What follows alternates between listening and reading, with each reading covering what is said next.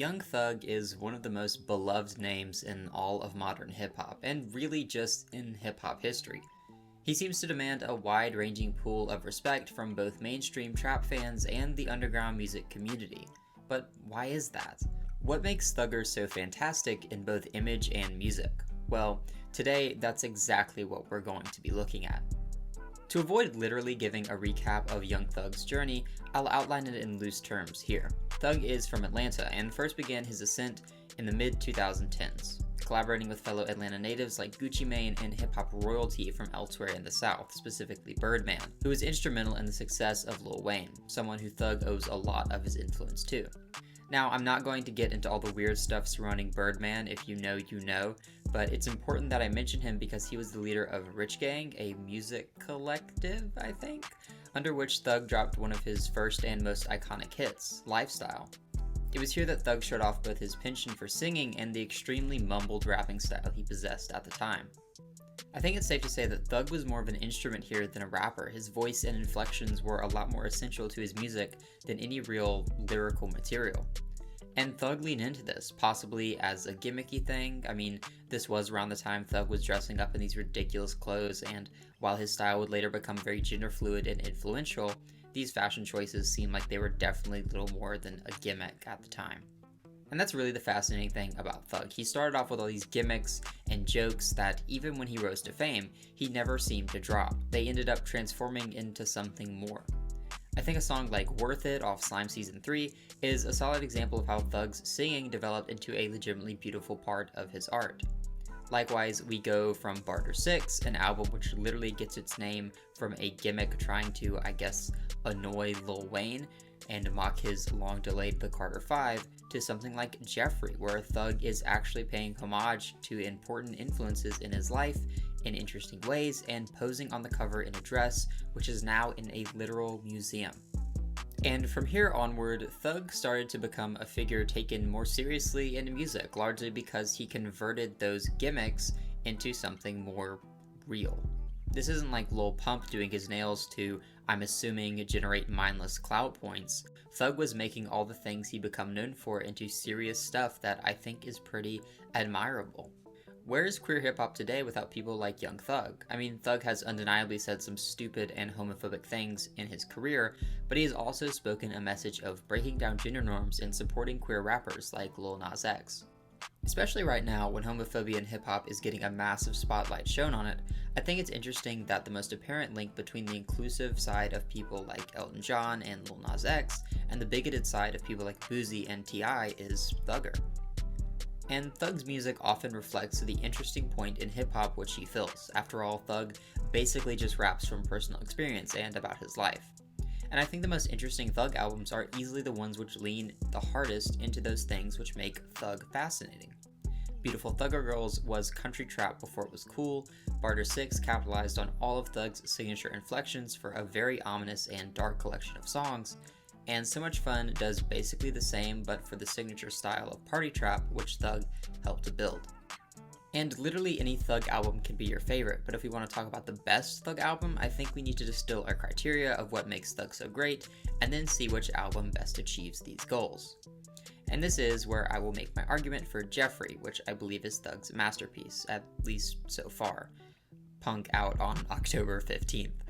Jeffrey is an encapsulation of Thug. That title is his real name, and in the tracks here, Thug fuses his greatest influences and his own personal identity into something else entirely. The perfect encapsulation of why Thugger is so great. He pays homage to Rihanna on Riri, where he croons like a true pop star. Gucci Mane gets a reference on the cold and bar-heavy GUWOP, and I would be super remiss if I didn't mention what I would call one of the greatest rap songs ever here, WYCLEF John, which plays on both Wyclef's Jamaican roots and his success to deliver a song dripping with reggae influence, vocal mastery, and braggadocious lyricism. WYCLEF John might honestly be in the running for most enjoyable rap song ever, and the fact that the rest of the album feels in line with that stunning opener is a testament to how great it all is. And look, I absolutely adore the more thoughtful side of trap, whether it be Future and Chief Keef's brand of depressive bragging, or the legitimately socially conscious trap of people like Lil Baby, but Thug is equally, if not more, amazing in a totally different way. You aren't going to find much substance in a Thug song, but it's a lot more about the experience. Thug tells the listener about himself, and the greatest Thug songs are the ones able to capture the unique genius that is Young Thug. There's actually one line in particular I want to highlight from Wyclef Jean here. It's the one where Thug says, "All my curse balls, yeah, they got it all. Daughter sexy and my son got the bra. Spit rats on my son and the squad. Daddy boy never play with guns. Cannot play with a boy." Now firstly, I'll clarify the obvious obstacle in this bar. Did Thug just call his children sexy?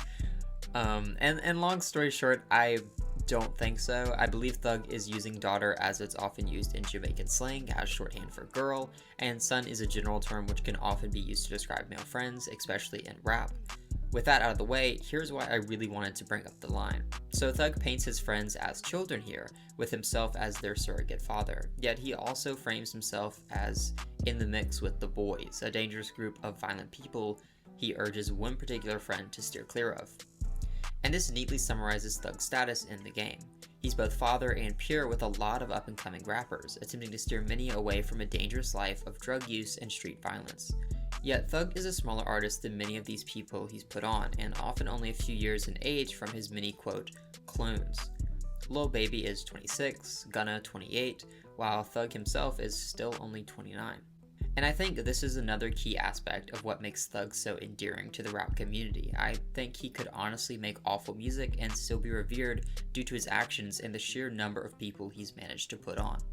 That line, "spent racks on my son and his squad," takes on a very literal meaning when looking at how Thug literally paid Lil Baby to rap in the first place, essentially financing the future of trap music for no reason other than a desire to see someone he loved shine.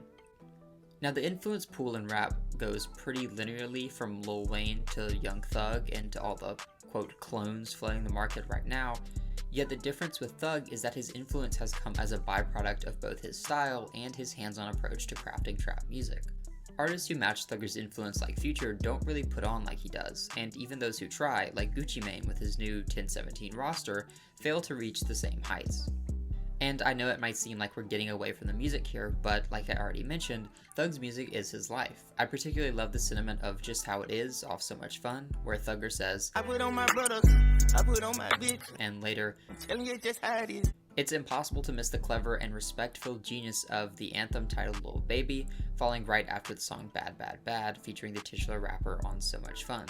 Thug's music is overflowing with both the artists he helped to put on and his respect for those artists. Taking away the music, Thug is a force in trap still. Yet the genius of Thugger might truly be how his influence and music combine to form something more, a soundtrack to the life of one of trap's most enigmatic figures. And it seems that we're getting more live music from Jeffrey very soon, with his upcoming album Punk set to drop on the 15th of October. Thug has said this album will be more focused on his personal experiences, specifically those caused by the recent quarantine. And this is a fitting evolution. I think there's something tragic in the fact that Thug seems to be distancing from his more abstract work like Jeffrey and Barter 6, yet I'm still extremely ready to see the direction he takes. After all, So Much Fun and Slime Language 2 are massive testaments to the skill of this new and improved Thugger. We recently received a NPR Tiny Desk concert in preparation for the new album, which saw Thug premiere 4 songs from Punk and remix Ski with Travis Barker of Blink-182 fame. And if I could describe the show in one word, it would be fireworks. Thug rides these pop-punk beats perfectly, and hearing him croon over a Nirvana-inspired bass line on Die Slow is literally the melodic Thug fan's dream come true. Look, as I said already, Thug is in the prime of his career and likely will be making music for decades to come, but Punk is really starting to feel like a victory lap. Thug's style is currently dominating the charts alongside a pop-punk revival Thug seems poised to embrace in his own unique way, and it seems like the long underappreciated trapper is really getting his flowers. Thug is on top of the world, yet he's still experimenting in a way all his own. From what I've heard so far, Punk is going to be an absolute blast, as well as a truly impactful artistic statement from Thug, akin to So Much Fun combined with Olivia Rodrigo's Sour, which, I mean, I'm the target audience for that. So I'll touch briefly on expectations because I'm just so excited for this record. I hope it really mirrors what I heard at the Tiny Desk concert because that was stellar, and judging from the leaks, I think it will be fairly close. Probably no guitar solos or drum breaks, which is lame, but as long as Hate the Game has a killer guitar riff, I'm 100% in. I think a record like this really demands a lessened feature list, but if we did get some collaborators, I would love to see Travis Barker for sure. Lil Wayne would be a nice nod to the rap rock that preceded punk, and it's a super long shot, but Andre 3000 can ride a rock rap beat like nobody else, and a collab between him and Thug is almost written in the stars at this point. Additionally, I've heard rumors of Elton John and Thug collabing lately, and if that ends up on punk, I would be more than happy to hear it. For subject matter, Thug does seem to be bringing a punk energy. Mentions of wealth disparity, racism, and morbid bars popped up in his Tiny Desk concert, yet they were mostly confined to Die Slow. And I think that's perfect. Save the important stuff for the introspective tracks and focus on light bars for the bangers. Also, I'll mention here that Young Thug going from I ran my mom over. She had a stroke and shit, she eyed. To I always knew I wasn't gonna be gay. In the span of 5 seconds is one of the most unintentionally funny things I've heard all year. Please tell me that that is on the album. But yeah, ultimately I would love to see Thug go insane with the rock influence, but it does seem like he's sticking kind of inside his comfort zone, and I have no real issue with that. Songs like Kanye West and High are so great because they see Thug blending himself with other styles in a subtle yet meaningful way.